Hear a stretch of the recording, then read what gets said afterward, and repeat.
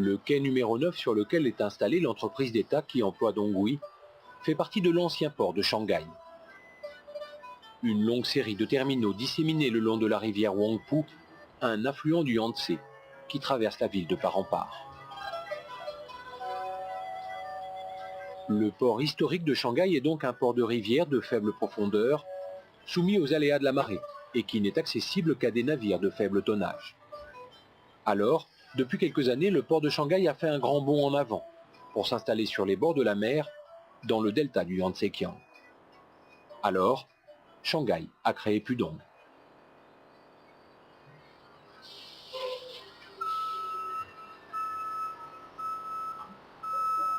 300 mètres de long, 40 de large.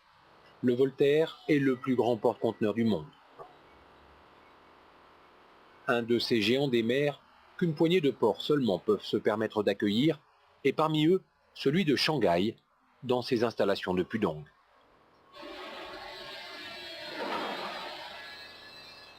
Pudong, dont les 4 terminaux s'avancent comme la gueule du dragon chinois à la rencontre de la mer et du grand fleuve.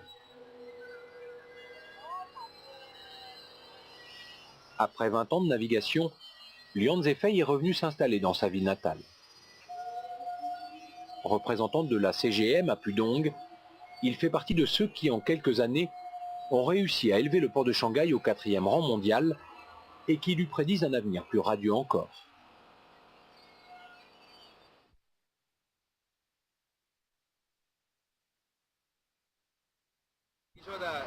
Le gouvernement a annoncé son projet de faire de Shanghai le plus grand centre maritime du pays, la porte de la Chine ouverte sur l'extérieur. Et d'ici 2006, grâce aux nouveaux aménagements qui sont prévus, Shanghai deviendra le premier port du monde.